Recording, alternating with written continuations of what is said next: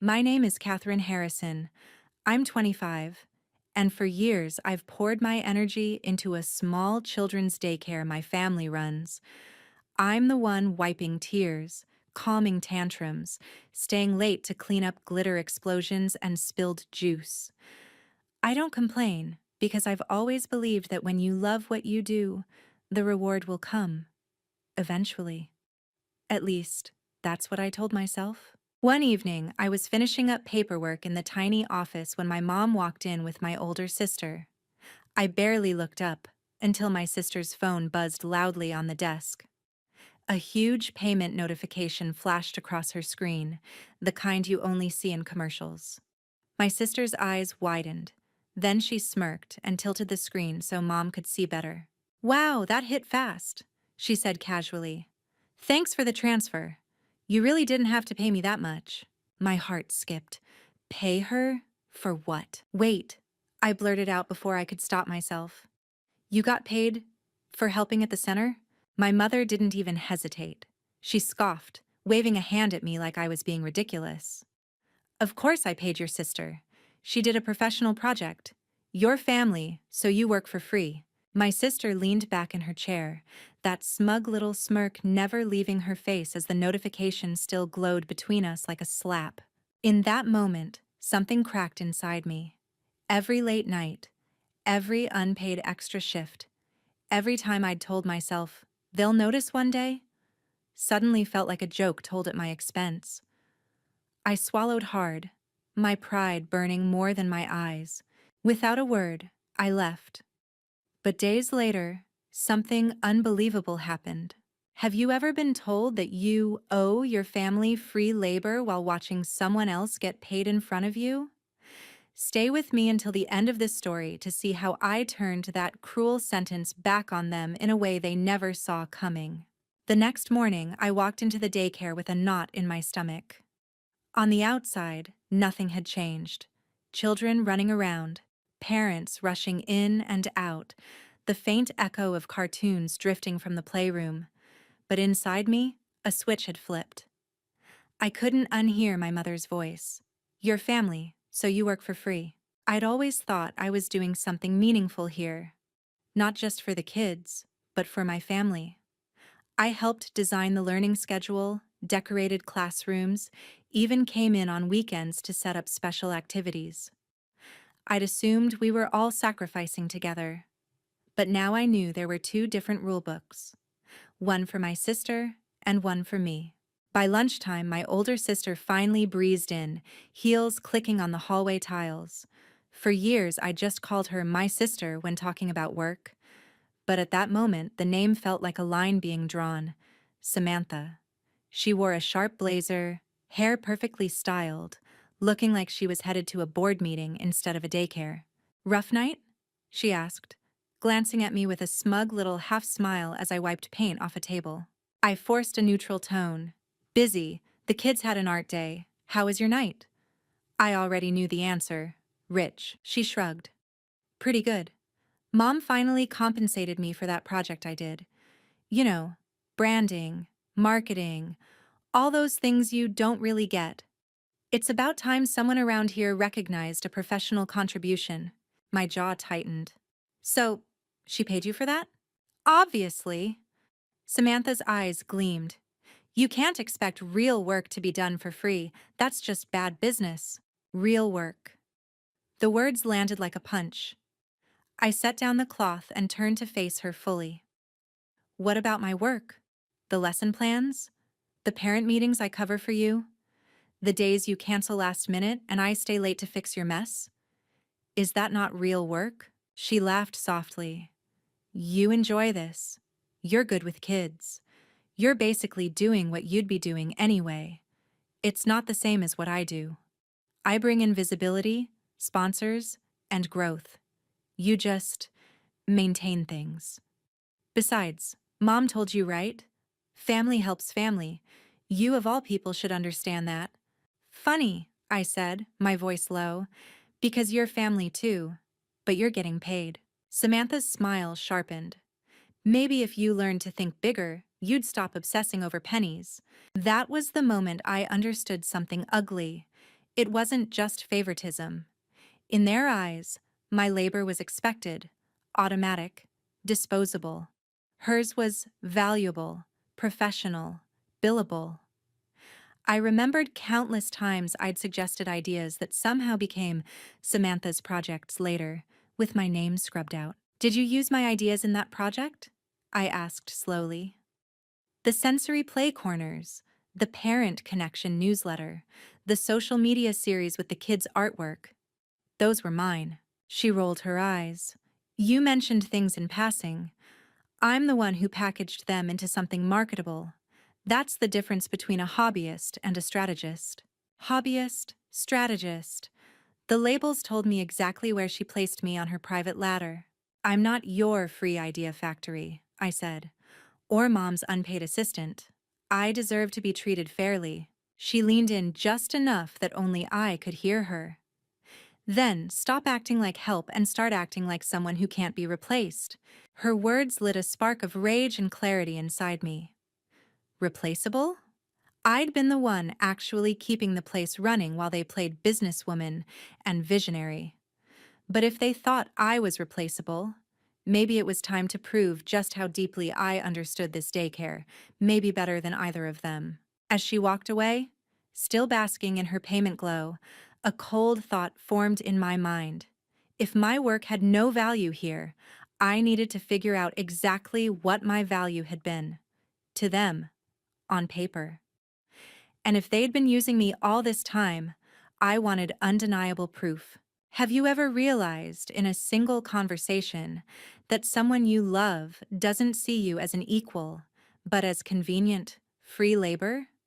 Would you swallow it and keep going, or would you start digging for the truth like I was about to? That night, I couldn't shake the sense that my life had been one long, quiet discount for everyone around me. Not just at the daycare, but at home, too. The more I replayed conversations with Samantha, the more old memories started resurfacing. Memories I had always brushed away as just family stuff. I remembered high school group projects where I'd done most of the work while Samantha, already in college, helped me polish my presentation. Later, she'd tell my mother that I wouldn't have passed without her guidance, and somehow the praise always went her way.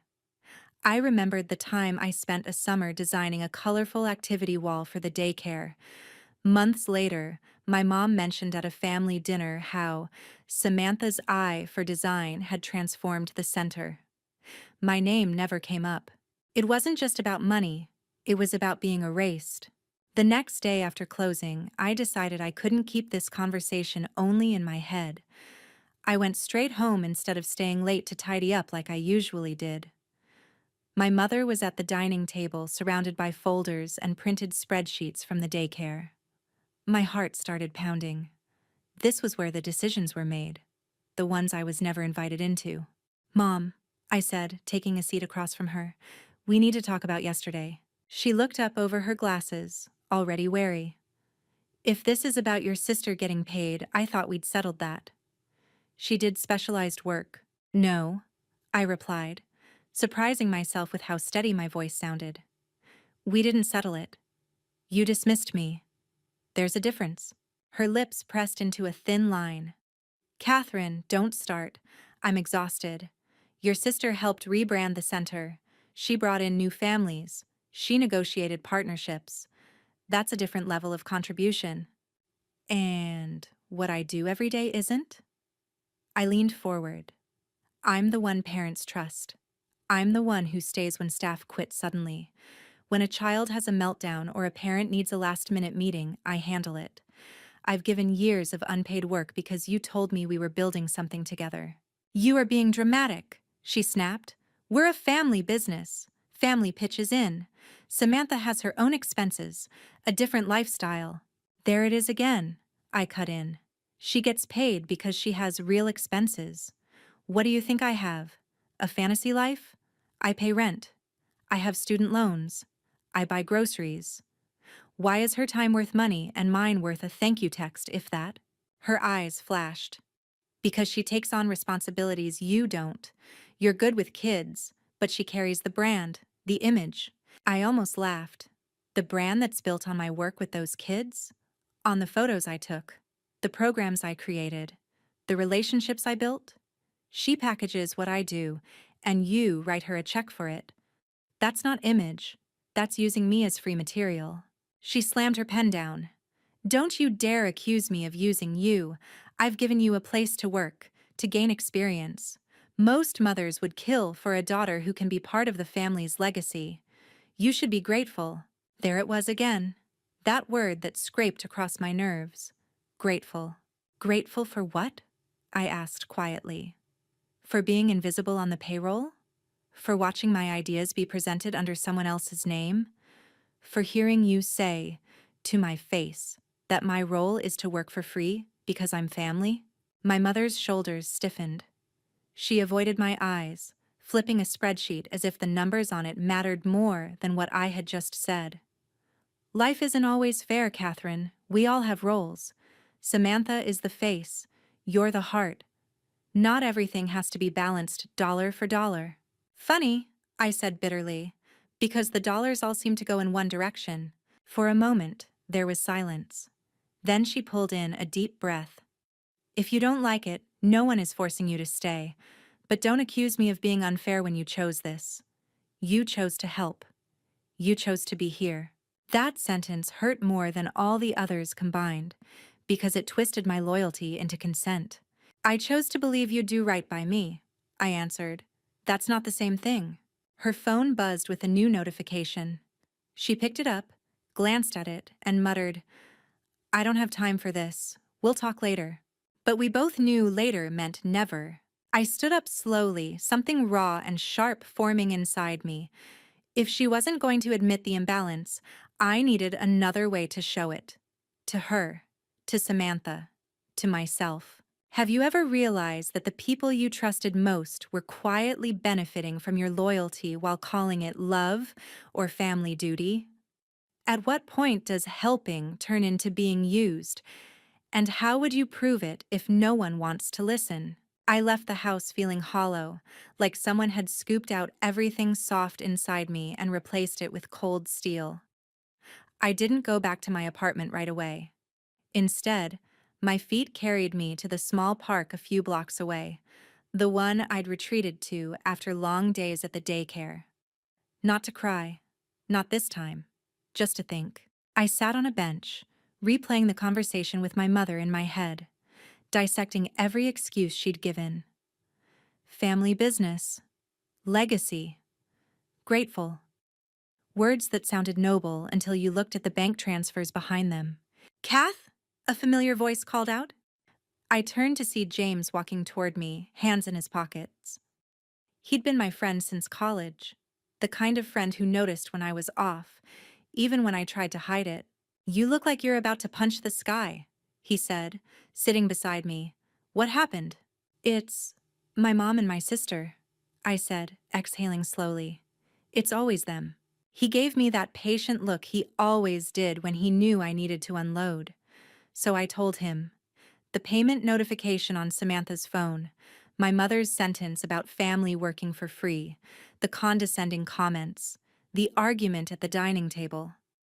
By the time I finished, my hands were clenched so tight my knuckles hurt. James was quiet for a moment. Let me get this straight, he finally said. You've been working there for how long? Years, I replied. Since I was a teenager, really. Full-time the last few years. And you've never been formally paid? No contract, no salary, no bonuses? Just small cash here and there, I admitted.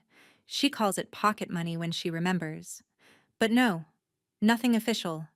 Meanwhile, Samantha shows up occasionally, repackages my ideas, and gets wired thousands. He shook his head slowly. Kath, that's not just favoritism. That's financial exploitation. If it were any other employer, everyone would call it what it is. It's my mom, I said weakly, even though the excuse sounded thinner every time I used it. It's our family business. I kept telling myself things would even out when the center grew. Has it? He asked. Or has it just grown for them while you stay stuck? The question sat heavily between us. I don't even know how to prove any of it, I murmured. To her, it's all justified. She thinks she's doing the right thing, at least that's what she says. Samantha acts like I'm being childish for caring. James leaned forward. Do you know who handles the finances? Like, really handles them? Not just the day-to-day stuff, but where the money goes, who gets bonuses, what's in the contracts. My mom and Samantha, I said. They're the ones with access to the accounts, the partnership agreements, all of it. I handle the kids, staff schedules, parent communications. I've never been invited into those meetings. Then that's your first problem, he replied. Right now, it's your word against theirs. You feel used. They say you're helping. Feelings don't win arguments like this. Evidence does. Evidence, I repeated, the word tasting both terrifying and empowering. Like, what? Transaction records? Contracts? Emails? Messages? Anything that shows your contributions and the way they've been rewarding themselves versus you, he said calmly. If you want them to see the truth, or if you ever need to protect yourself legally, you can't rely on, but I worked hard. You need proof. The idea of looking behind the curtain of my family's business made my stomach twist. If I dig into that, they'll say I'm betraying them. What are they doing to you right now? He asked gently. Is that not a betrayal? I stared at my hands. He wasn't wrong. I'd been so busy trying to be the good daughter that I hadn't stopped to ask whether anyone else was being a good parent or a good sister to me. What if I find something worse than I expect? I asked. What if it's not just about me being unpaid? What if there's real wrongdoing? Then you'll finally know what you're dealing with, James said. And you'll have a choice. You can keep pretending this is just about hurt feelings, or you can decide what your boundaries really are. His words sparked something in me. For years, I'd let my family narrate my role. Helper, caretaker, unpaid heart of the daycare. But what if I rewrote that narrative? What if I stopped being just a character in their story and started being the author of my own? I don't know if I'm ready to blow up my family, I confessed. Maybe you're not blowing them up, he replied. Maybe you're just turning on the lights. What they've built should survive that, if it's built on anything decent at all. We sat in silence for a moment. Okay, I finally said. Then I'm going to look. I know where some of the financial records are at the center. If I can get a clear picture of what's actually going on, what they've paid her, what they haven't paid me, maybe I can finally stop doubting myself. James nodded. Whatever you find, you won't deal with it alone. Call me, text me, whatever. Just be careful. People don't like it when you mess with their money. His warning lingered in my mind. My family loved to talk about sacrifice and loyalty, but apparently those things only flowed one way. If I opened the door to the truth, there would be no going back. Have you ever reached that point where you're more afraid of staying in the dark than you are of what the truth might reveal? If you were in my place, would you risk tearing your family's image apart just to see where the money and the respect really went? 2 mornings later, I arrived at the daycare earlier than usual. The building felt strange without the usual noise, like a stage before the actors arrived. My heart hammered, but my hands were steady. I wasn't doing anything wrong, I told myself. I was just verifying reality. The main office door was usually locked, but I knew where my mother kept the spare key. She trusted me with the kids, but never with the numbers. Today, I was about to change that. I slipped inside, closing the door quietly behind me. The computer on my mother's desk blinked sleepily. I sat down and moved the mouse. The login screen appeared. For a second, panic flared, until I remembered the password she'd once dictated over the phone when she was rushing and didn't think I was really listening. I typed it in. The system opened. Bank statements, payroll, vendor lists, partnership agreements. Files that had always been discussed in vague summaries were now right in front of me, full of actual numbers instead of slogans about our shared future. I clicked into the payroll reports first. My name was there, but only as volunteer coordinator with no salary line, no bonus column, no benefits. It was as if the system itself believed I didn't exist financially. Then I searched for Samantha's name. Her records told a different story. Consulting fees, strategic brand development, campaign bonuses. Each entry carried amounts that made my eyes widen. Month after month of transfers, some labeled as performance incentives, others as extra compensation approved by management. Management meaning my mother. The total, when I added it up, was obscene. All that money had flowed to someone who could pick and choose when she wanted to show up. Meanwhile, I'd been patching together rent with side babysitting jobs when the daycare closed. For a moment, I just stared at the screen, numb. Then a wave of anger rushed through me, not the messy, desperate anger I'd felt before, but something colder, sharper. This wasn't a misunderstanding. This was a system. I started copying everything I could, downloading PDFs, emailing them to my personal account, taking photos with my phone. If they decided to lock me out later, I wouldn't be empty-handed. I was so focused that I didn't hear the footsteps at first. "Catherine!" a voice whispered from the doorway. I jerked around, pulse spiking. It wasn't my mother. It was one of our former staff members, Marta, who had come back to drop off some paperwork for a reference letter my mom had promised her. "Marta," I exhaled, trying to steady my voice. "You scared me." She glanced at the computer screen, then back at me.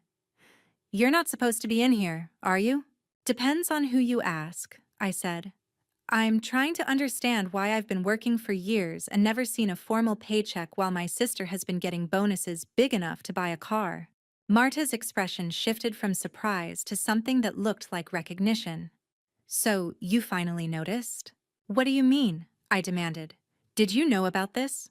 She walked in and closed the door quietly behind her.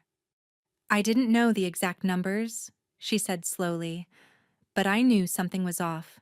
Your sister would show up once every few weeks, talk loudly about strategy, and then leave with your mom to celebrate some so-called business win. Meanwhile, you were here every day, doing the real work." "Why didn't you say anything?" I asked, more hurt than accusatory. "Because it wasn't my place," she replied. "And because when I started asking questions about how overtime was handled and why some staff weren't getting promised bonuses, things got tense. I left before it got uglier."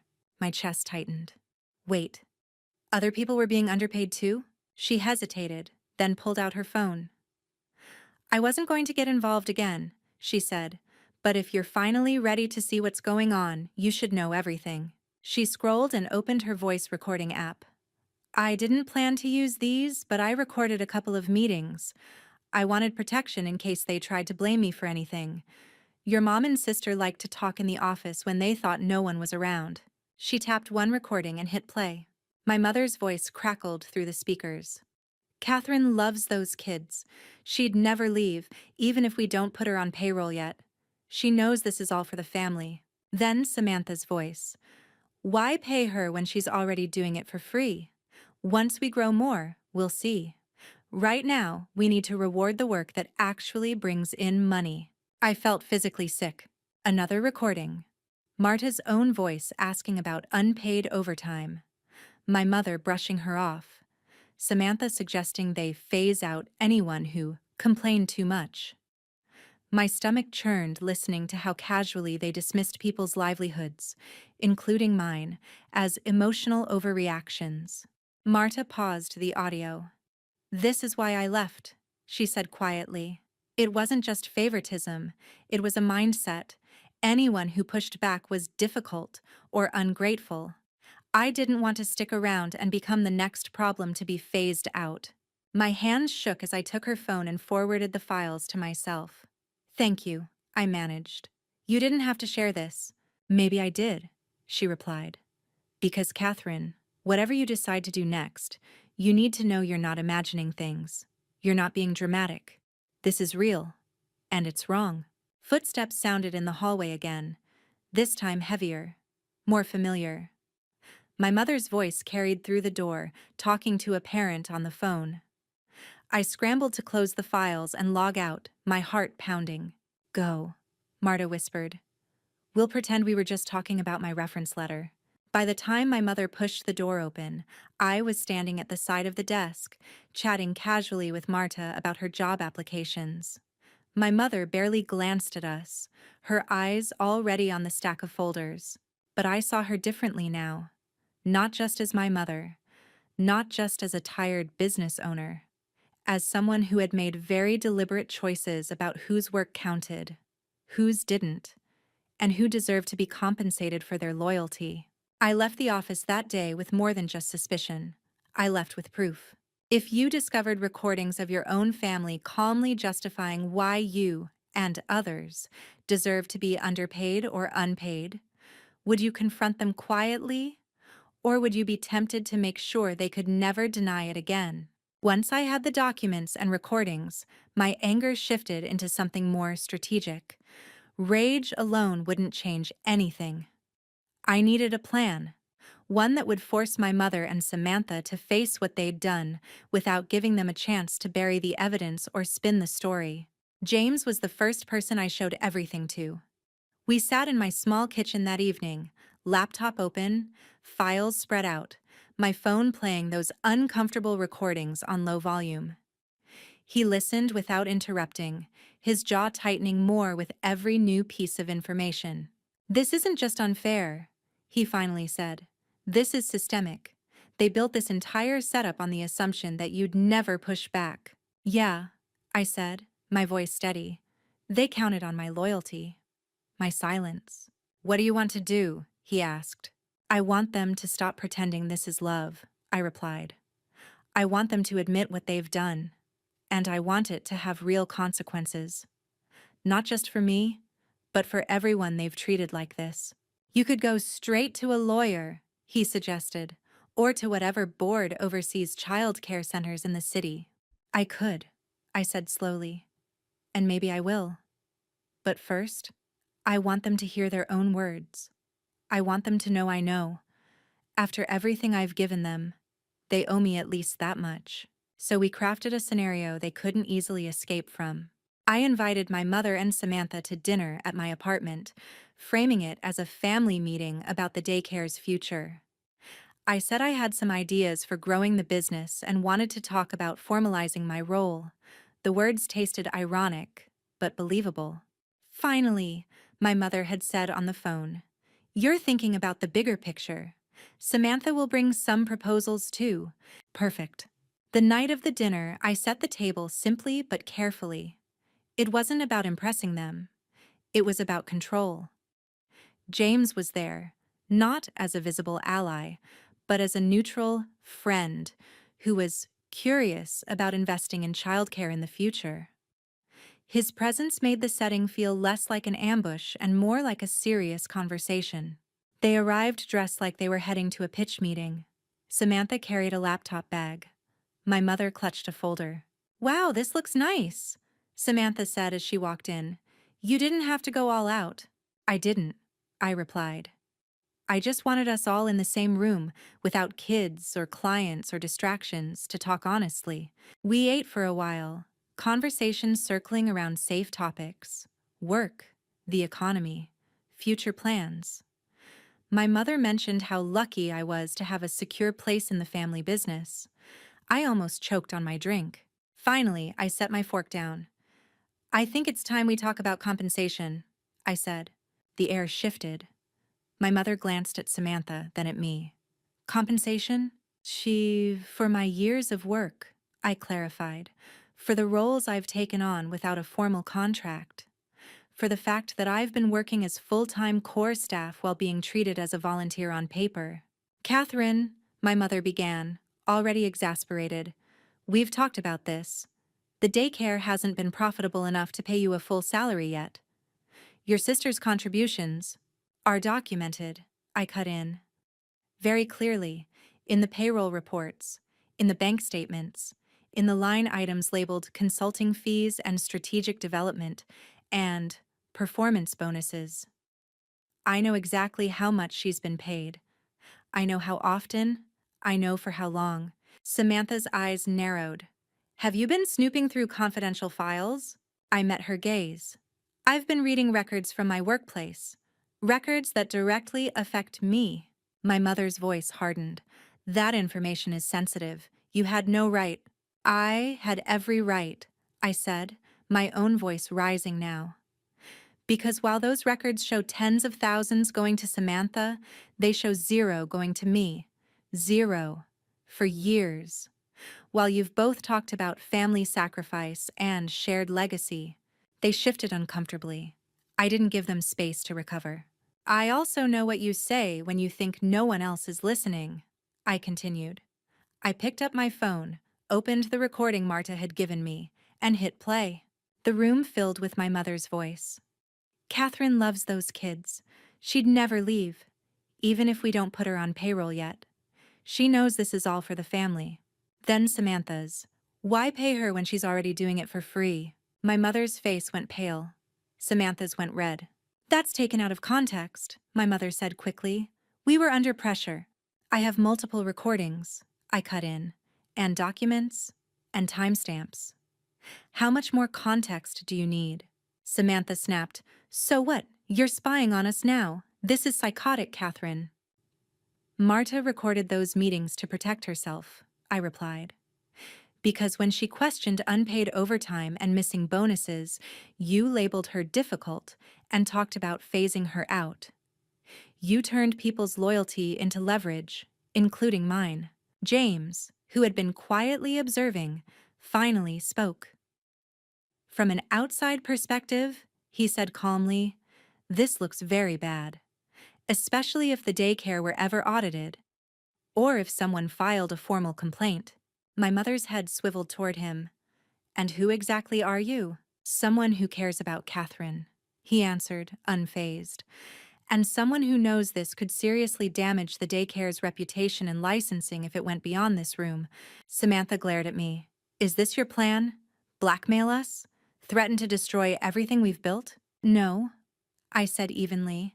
My plan is to stop letting you pretend this is love when it's exploitation. My plan is to make sure I'm never again told, your family, so you work for free, while watching you transfer money to yourselves behind closed doors. My mother's voice trembled. What do you want, Catherine? First, I said, I want everything on record.